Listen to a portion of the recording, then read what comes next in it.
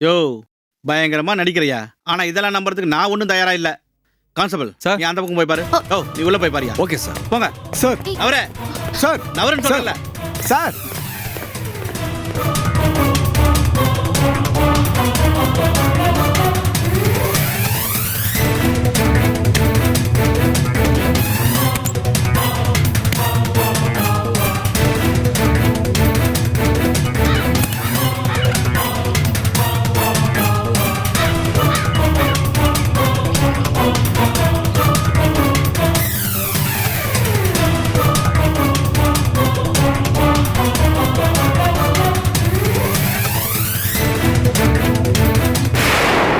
Sir, இந்த வீட்ல எங்களை தவிர வேற யாருமே இல்ல. அப்படியே இவர் அவளை கடத்திட்டு வந்திருந்தாலும் நான் சும்மா விட்டுருப்பேனா? அது சட்டப்படி தப்புன்னு எனக்கு தெரியாதா? ரெண்டு பேரும் சேர்ந்து ஏதோ ஒரு ஆதாயத்துக்காக கூட தப்பு பண்ணிருக்கலாம்ல. யோ சார் என்னையாச்சு? சார் நல்லா தேடி எங்கேயும் பார்த்தேன். இல்ல யாரும் சார். இல்ல சார். யோ நான் இங்க வந்து விசாரிக்கும் போதே மரியாதையா உண்மையை சொல்லிடு. நான் ஸ்டேஷனுக்கு கூட்டு போய் விசாரிச்சேன், தாங்க மாட்டேன். நான் தான் எனக்கு எந்த சம்மந்தமும் இல்லைன்னு சொல்றேன்ல சார்.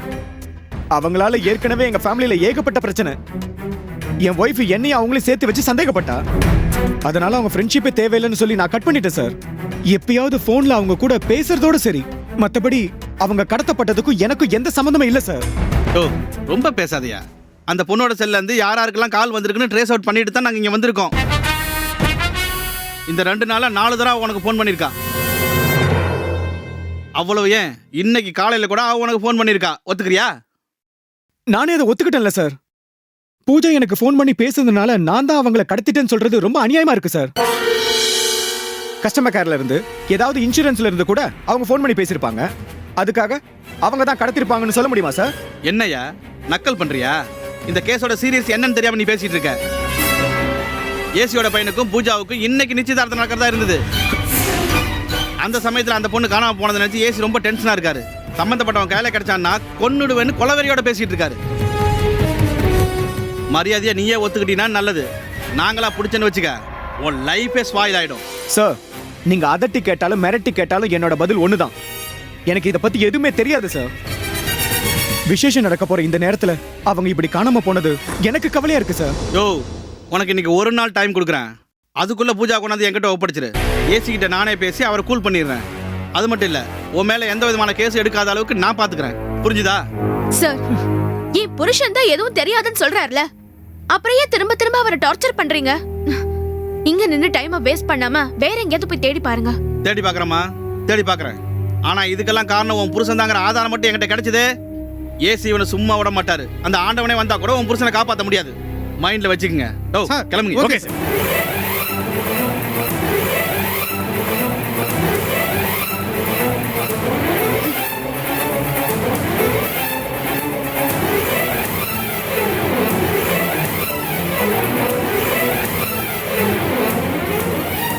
ஓ என்னம்மா?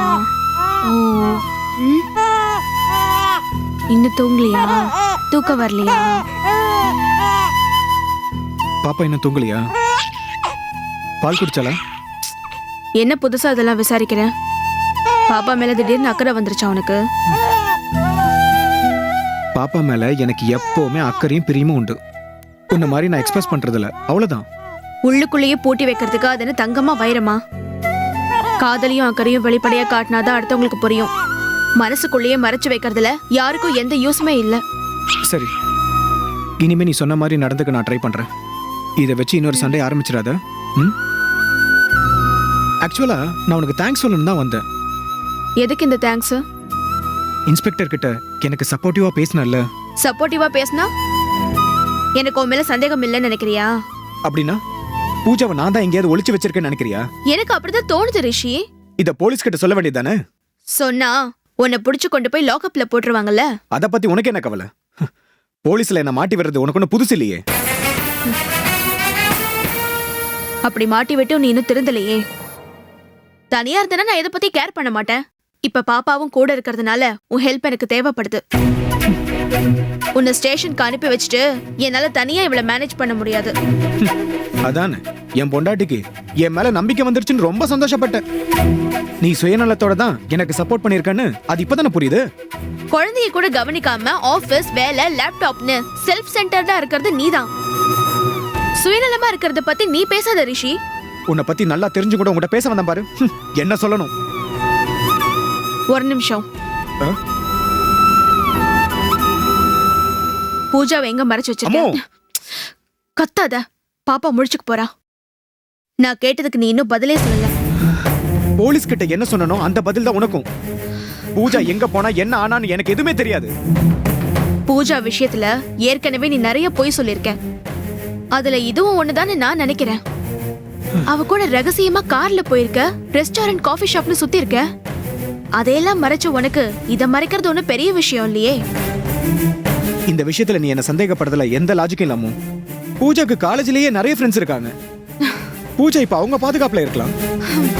இந்த கதைய போலீஸ் கூட நம்பிடும், ஆனா நான் நம்ப மாட்டேன். ஏன்னா பூஜாக்கு ஃப்ரெண்டு, பிலாசபர், கைடு, காதலன்னு எல்லாமே இப்ப நீதானே. அக்கா இருந்திருந்தா பூஜா அவங்க கிட்ட ஹெல்ப் கேட்டிருப்பா. அக்காவுக்கு அப்புறம் நீதானே அவ மேல அவ்வளவு அக்கறை எடுத்துக்கிற. அவ படிச்சு ப்ரொஃபசர் ஆகணும்னு உருகுற. அவ நிச்சயமா உன்கிட்ட தான் ஹெல்ப் கேட்டிருக்கணும். நீதான் அவளை எங்கேயோ ஒளிச்சு வச்சிருக்க. இதெல்லாம் உன்னோட கற்பனை. இது கற்பனையாவே இருந்தா எனக்கு சந்தோஷம்தான். ஆனா உண்மையா இருந்தா உனக்கு தான் பிரச்சனை ரிஷி. அவ உனக்கு வேணும்னா ஏதாவது ஒரு கோவில்ல வச்சு ரகசியமா தாலி கட்டிருக்கலாம்.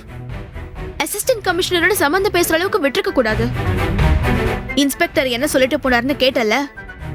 ஏசி இதுல நேரடியா இன்வால்வ் ஆயிருக்காராம். அவர்கிட்ட மட்டும் நீ மாட்டினான்னு வச்சுக்கோ, இதுல இருந்து நீ வெளியே வர்றது ரொம்ப கஷ்டம். பாப்பாவை வச்சுக்கிட்டு என்னால உனக்காக கோர்ட் கேஸ்ன்னு அலைஞ்சிட்டு இருக்க முடியாது. என்ன நோகடிக்கிறதா நினைச்சு நீ போய் சிக்கல்ல மாட்டிக்காத. எங்களுக்கும் நிம்மதி இல்லாம பண்ணிடாத. உன்னோட வைஃப்ங்கிற முறையில நான் உனக்கு கொடுக்கிற சின்சியரான அட்வைஸ். இதை ஏத்துக்கிறதும் ஏத்துக்காததும் உன்னோட இஷ்டம்.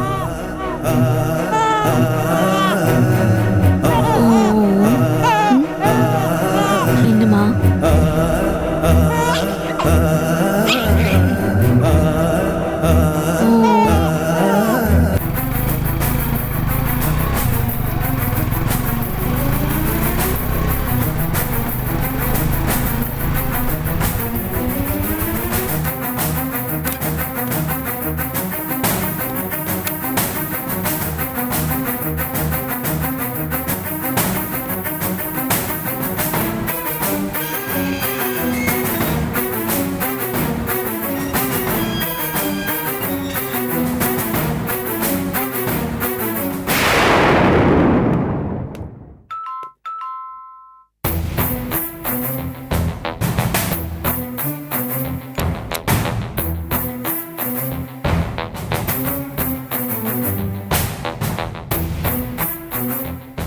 பூஜா, நான் ரிஷி வந்திருக்கேன்.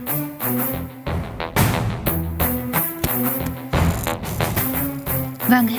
ஆ.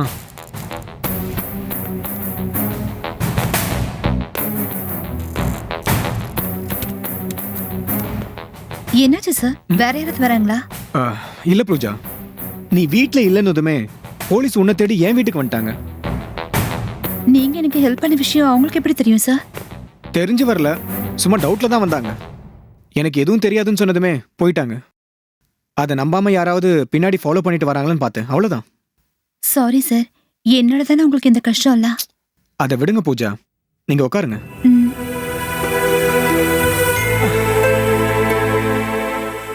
வீடெல்லாம் கம்ஃபர்டபுளா இருக்கா? என்ன சார் இப்படி கேட்டுட்டீங்க? என் ஒருத்திக்கு இந்த வீடே அதிகம். அவசரத்துக்கு இதான் கிடைச்சது பூஜா. சென்னையில வாடகைக்கு வீடு வேணும்னா நம்ம ஜாதகத்தை கேட்பாங்க. இது என் கொலிக்கோட ரிலேஷன் வீடுங்கிறதுனால கேள்வியே கேட்காம கொடுத்துட்டாங்க. அந்த வகையில யூ ஆர் வெரி லக்கின்னு சொல்லலாம்.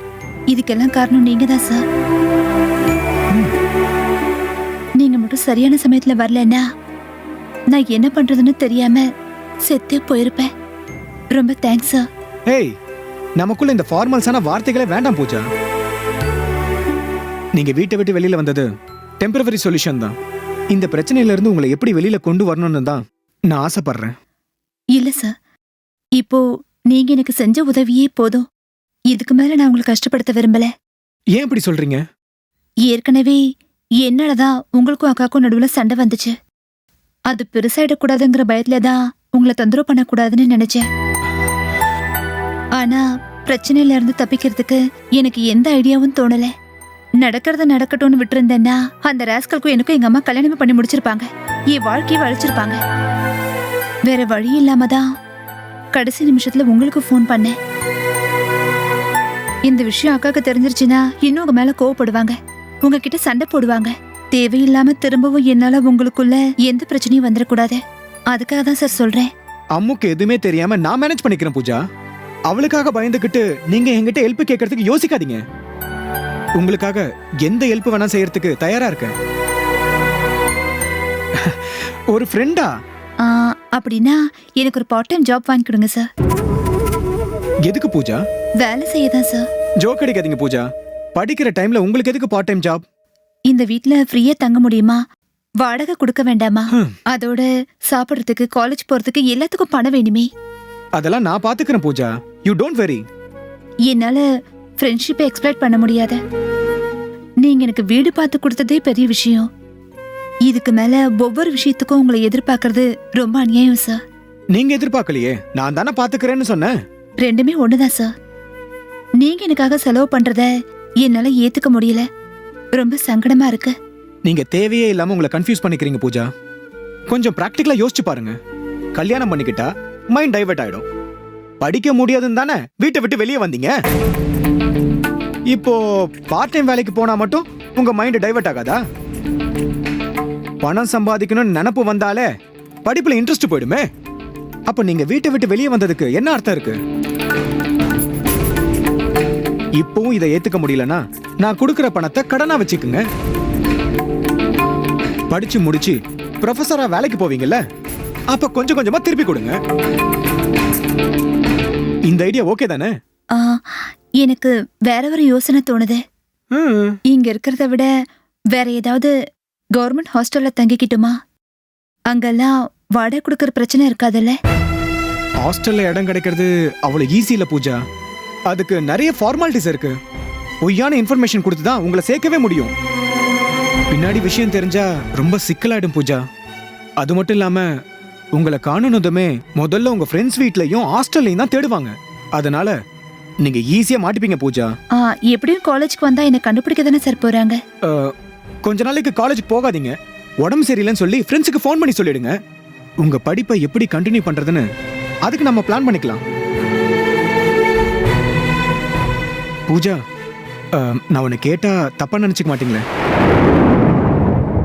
உங்க அம்மா நீங்க கல்யாணம் பண்ணிக்கணும் தானே ஆசைப்படுறாங்க. ஆனா தினேஷ் தான் கல்யாணம் பண்ணிக்கணும்னு கட்டாயப்படுத்தலையே. அவனை உங்களுக்கு பிடிக்கலனா உங்க மனசுக்கு பிடிச்ச ஆளை நீங்க கல்யாணம் பண்ணிக்கலாமே. உங்க படிப்பும் டிஸ்டர்ப் ஆகாது, உங்க அம்மாவையும் சந்தோஷப்படுத்தின மாதிரி இருக்கும்ல. எவ்வளவு நாளைக்கு தான் நீங்க இப்படி தனியா இருக்க முடியும்? எனக்குள்ளேயும் அந்த குழப்பம் இருக்கு சார். ஆனா கல்யாணத்தை பத்தி இப்ப என்னால யோசிக்கவே முடியாது. யார் மேலேயும் இது வரைக்கும் லவ் ஃபீலிங் எல்லாம் வந்ததே இல்லை. என் அம்மாவோட தொந்தரவு இல்லாம நான் டிகிரி முடிக்கணும். அதை தவிர என் மனசுல வேற எந்த நினைப்பும் இல்லை. ஓகே பூஜா, நான் கிளம்புறேன். நீங்க கேர்ஃபுல்லா இருங்க. எல்லா விஷயத்தையும் மறந்துட்டு படிப்புல மட்டும் கான்சென்ட்ரேட் பண்ணுங்க. ஏதாவது தேவைன்னா எனக்கு ஃபோன் பண்ணுங்க. Okay sir. முக்கியமான விஷயம், யார் வந்தாலும் கதவை திறக்காதீங்க. சரி, நான் பாத்துக்கிறேன். பூட்டிக்குங்க. சரி. வரேன் பூஜா.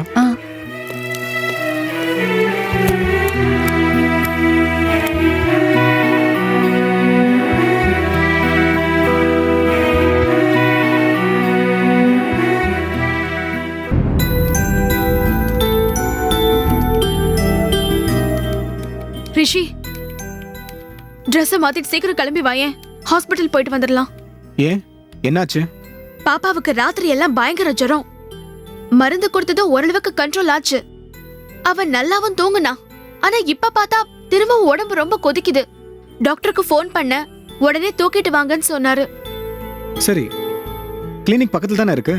ஒரு ஆட்டோ பிடிச்சு நீயே போயிட்டு வந்துரு. ஏன் நீ கூட வரமாட்டியா ரிஷி? பாப்பா மேல எனக்கும் பாசம் பெரியவளா இருக்குன்னு சொல்லி வாய்க்கிழியே பேசினா அன்னைக்கு. நீ அவ மேல அக்கறை எடுத்துக்கிற லட்சணம் இதுதானா? இப்படி பதறி துடிச்சுதான் அக்கறையை காட்டணும்னு அவசியம் இல்லாமோ. எல்லா விஷயத்திலயும் நானும் உன்ன மாதிரியே ரியாக்ட் பண்ணணும்னு எதிர்பார்க்கவே பார்க்காத. நீ பதறி துடிக்கவும் வேணாம், ரியாக்ட் பண்ணவும் வேணாம். என் கூட துணைக்கு வான்னு தான் சொல்றேன். அவசரமா ஒரு ப்ராஜெக்ட் அனுப்ப வேண்டியது இருக்கமோ. நேத்து டெட்லைன் முடிஞ்சு போச்சு.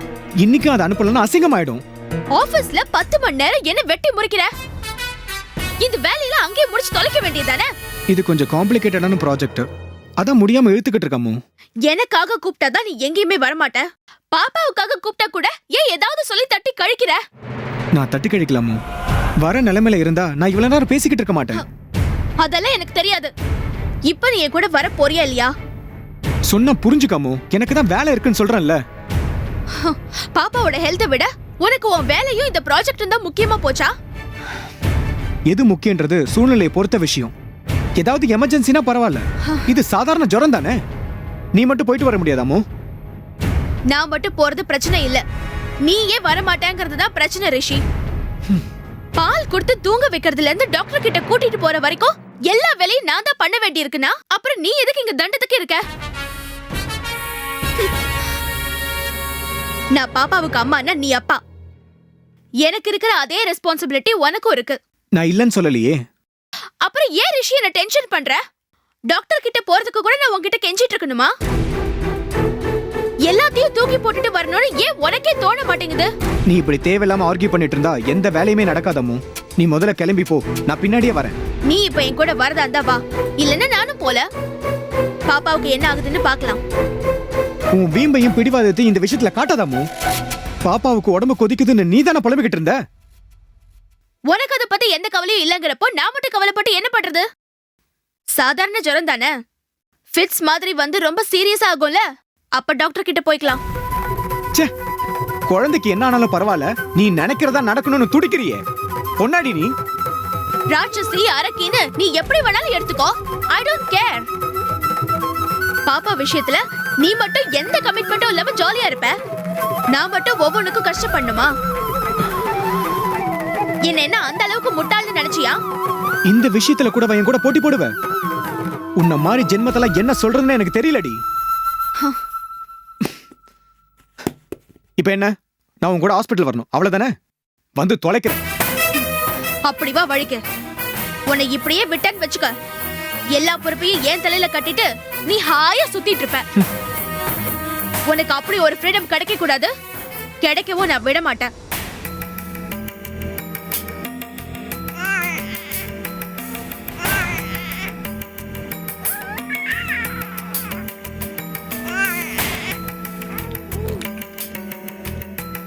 ஒன்னும் பயப்படுறதுக்கு இல்லாமோ. இந்த சீசன்ல எல்லாருக்கும் வர ஃபீவர் தான். ஒரு 3 நாளைக்கு மாத்திரை எழுதி தரேன், அதை கொடுத்து ஜுரம் நின்னுட்டாலும் மாத்திரை கொடுக்கறத நிறுத்த வேண்டாம். அப்படியும் ஜுரம் நிக்கலனா நாம பிளட் டெஸ்ட் எடுத்துடலாம். டாக்டர், பாப்பாவோட ஜுரத்துக்கு மட்டும் இல்ல, இவளோட டென்ஷனை குறைக்கிறதுக்கு ஏதாவது மருந்து இருந்தா கொடுங்க. அப்பதான் நான் நிம்மதியா இருப்பேன். ஏன் அப்படி சொல்றீங்க ரிஷி? ஒரு சாதாரண விஷயத்தை கூட இவ டென்ஷனால பெரிய இஷ்யூ ஆக்கிறா டாக்டர்.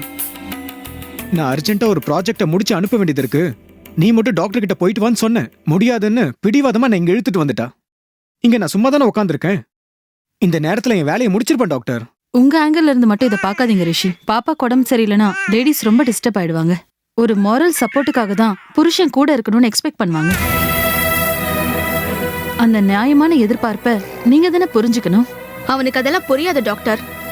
எப்ப பார்த்தாலும் ப்ராஜெக்ட் மீட்டிங்னு ஆபீஸ் வேலையவே கட்டிட்டு அழறவனுக்கு மனுஷங்களோட ஃபீலிங் எப்படி புரியும்? என் விஷயத்துல இப்படி நடந்துக்கிட்டா கூட பரவாயில்ல, ஆனா பாப்பா விஷயத்துல கொஞ்சம் கூட அக்கறையே இல்லாம இருக்கான். அதை நினைச்சாதான் ரொம்ப கஷ்டமா இருக்கு. டாக்டர் கிட்ட என் பேரை கெடுக்கணும்னு எதையாவது சொல்லாதாமோ. பாப்பா மேல நான் அக்கறை இல்லாம இருக்கேன்னு எதை வச்சு நீ கம்ப்ளைண்ட் பண்ற? ஏய், டாக்டர் கிட்ட வான் கூப்பிட்டப்போ உடனே வந்துட்டியா? பிரச்சனை பண்ணி சண்டை போட்டு தானே கூட்டிட்டு வந்தேன். இங்க வந்தும் கூட நான் ஏதோ தப்பு பண்ண மாதிரி பேசிட்டு இருக்க. நீ பண்ணிட்டு இருக்கிற தப்ப ரியலைஸே பண்ணல.